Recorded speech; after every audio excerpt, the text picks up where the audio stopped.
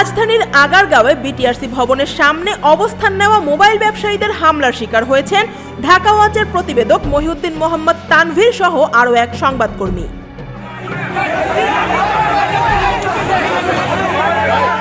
রোববার দুপুরে ঢাকা ওয়াচের প্রতিবেদক মহিউদ্দিন মোহাম্মদ তানভীর আন্দোলনকারীদের মারধরের একটি ভিডিও ধারণ করতে গেলে কয়েকজন ক্ষুব্ধ ব্যবসায়ী তাকে লক্ষ্য করে হামলা চালায়।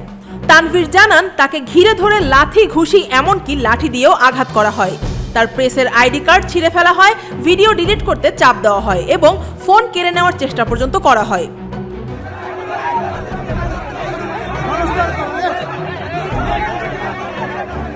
অর্ধশতাধিক আন্দোলনকারীদের মাঝে পড়ে তিনি নিজেকে রক্ষা করতে হিমশিম খান। পরে অন্য সাংবাদিকরা এগিয়ে এলে কোনো রকমে সেখান থেকে বের হয়ে আসতে সক্ষম হন। একই স্থানে কিছুক্ষণ পর আরও একটি হামলার ঘটনা ঘটে। দূরবীন নিউজের সাংবাদিক রোহানও আন্দোলনকারীদের আক্রমণের শিকার হন। পরিস্থিতি উত্তপ্ত হয়ে উঠলে ঘটনাস্থলে উপস্থিত থাকা সাংবাদিকদের নিরাপত্তা হুমকির মুখে পড়ে।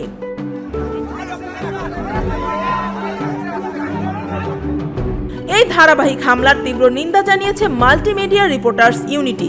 সংগঠনটি জানায়, সাংবাদিকদের ওপর এই ধরনের আক্রমণ স্বাধীন গণমাধ্যমের ওপর চরম হুমকি। তারা এটিকে পেশাগত দায়িত্ব পালনে প্রকাশ্য বাধা হিসেবে উল্লেখ করেছে। সংগঠনটি দোষীদের দ্রুত শনাক্ত করে আইনের আওতায় আনার দাবি জানিয়েছে।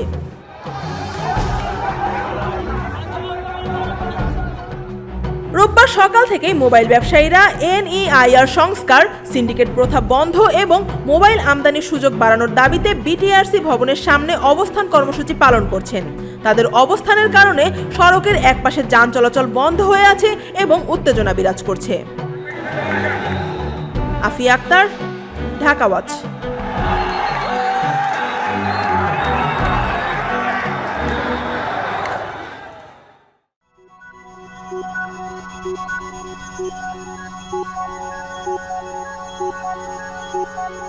Thank you.